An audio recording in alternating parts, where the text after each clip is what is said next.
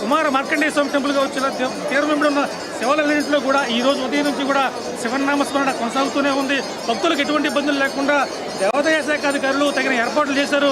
ఇక్కడ బారికేడ్లో కావచ్చు, దర్శనం కోసం కావచ్చు, అక్కడ రద్దు లేకుండా చూసేందుకు అధికార యంత్రాంగం చాలా ఏర్పాట్లు చేసింది. ప్రస్తుతం మనం రాజమండ్రి పుష్కరఘాట్ పుణ్యక్షేత్రం వద్ద ఉన్నాం. ఇక్కడ ఉమా మార్కండేయ స్వామి ఆలయం ఉంది.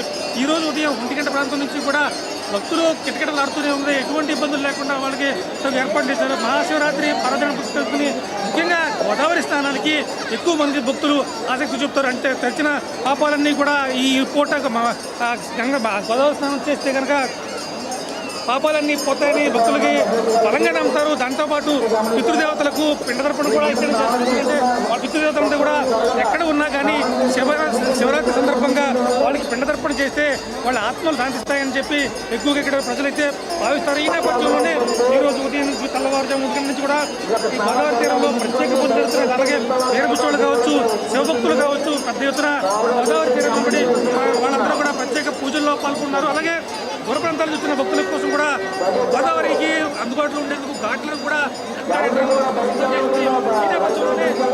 పరిసర ప్రాంతాల్లో ఉన్న ఘాట్లన్నీ కూడా భక్తులతో టికెట్లాడుతూ పెడుతుంది. మహాశివరాత్రి సందర్భం పురస్కరించుకుని రాజమండ్రి పరిసర ప్రాంతాల్లో అనేక చోట్ల ప్రసాద వితరణ ఏర్పాటు చేస్తారు. అలాగే భక్తులకు ఎటువంటి ఇబ్బంది లేదని వెంటనే కాల్ చేయాల్సిందిగా పోలీస్ శాఖ కంట్రోల్ పెడుతుంది. వచ్చి కలవాలి.